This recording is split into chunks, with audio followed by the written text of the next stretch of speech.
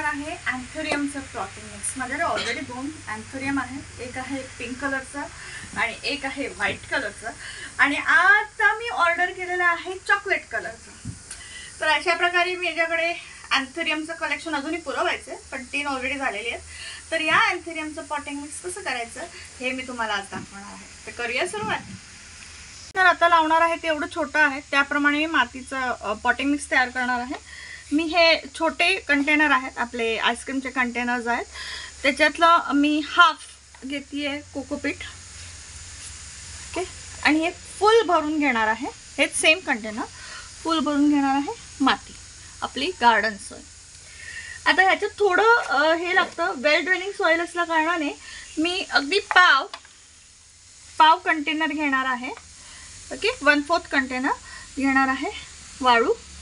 आणि आपलं गांडूळ खत हे जेवढं मी वाळू घेतली आहे तेवढंच घालणार आहे. माझं आता हे शेणखत आहे, तुमच्याकडे गांडूळ खत असेल तर तुम्ही गांडूळ खत घ्या. हे आपण मिक्स करायचं आणि ह्याच्यात घालणार आहे मी हे चारकोल. यांना पाणी, अँथोरियमना पाणी फार कमी लागतं, पण त्यांची सॉइल मॉइस्ट असावी लागते. त्यामुळे चारकोल आणि कोकोपीट हे दोन्हीही पाणी ड्रेन करायला पण मदत करतात आणि एक्स्ट्रा पाणी शोषायला पण ॲब्झॉर्ब करायला पण मदत करतात, म्हणून मी हे घालते. तर आता हे असं करायचं आणि ह्याच्यात आता मी घालते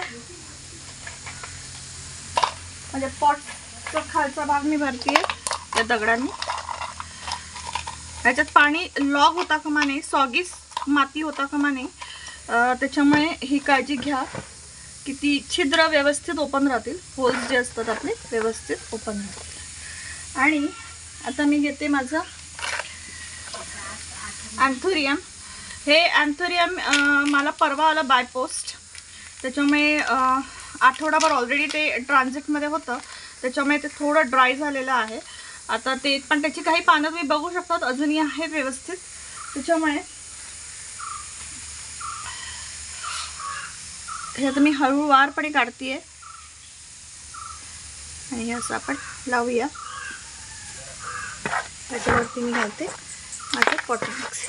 हे जेव्हा असं बाकीच्या माझ्या या झाडाने एवढं मोठं होईल तेव्हा मी ते मोठ्या पॉटमध्ये ट्रान्सफर करणार.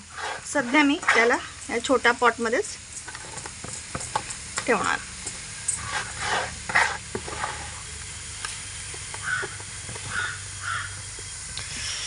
आता थोडं पाणी, जास्त नाही घालणार आहे मी.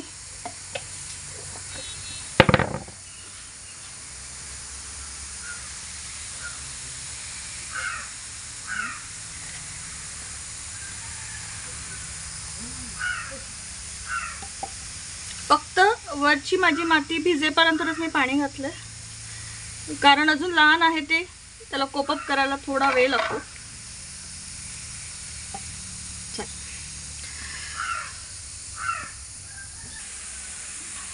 तर असं अँथोरियम मी पॉट केलेलं आहे. आता या झाडाबाबतीत घ्यायची काळजी, सर्वात पहिली गोष्ट, याला ब्राईट इनडायरेक्ट लाईट स्पॉट अशा ठिकाणी ठेवा. हे बेसिकली इंडोर प्लांट आहे आणि त्याच्यामुळे तुम्ही अशा ठिकाणी ठेवा की जिथे व्यवस्थित त्याला लाईट मिळेल.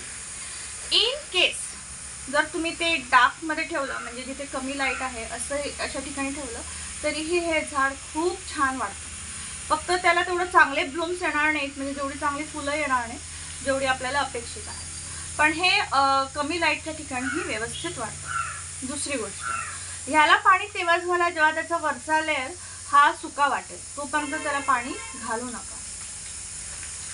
तिसरी गोष्ट, हे झाड ना ॲक्च्युली हे झाड हे प्रेमाचं प्रतीक आहे. त्यामुळे असं म्हणतात की जर आपले नवरा बायकोमधले रिलेशन्स किंवा फॅमिलीमधले रिलेशन्स हे खूप छान झाले पाहिजेत तर घरात अँथोरियम हे ठेवायचं असतं. सो या काळासाठी पण अँथोरियम घरात ठेवलं जातं. आणि परत ह्याची जी फुलं असतात ही जवळजवळ महिनाभर तशीच राहतात. त्यामुळे ह्याला म्हणूया आपण, जर तुम्हाला एव्हरग्रीन किंवा एव्हर ब्लूमिंग तुमचं गार्डन हवं असेल तर हे anthurium is the best option. Low maintenance plant आहे, काहीच त्याला करावं लागत नाही. फक्त पाणी घालायचं, वर्षातनं 2 किंवा 3 वेळा फर्टिलायझर घालायचं. तुम्ही किचन वेस्ट घालणार असाल, चहा पावडरचं पाणी वगैरे तेही घातलं तरी हरकत नाही. मग तुम्हाला फर्टिलायझर एक्सटर्नली पण घालायची गरज नाही.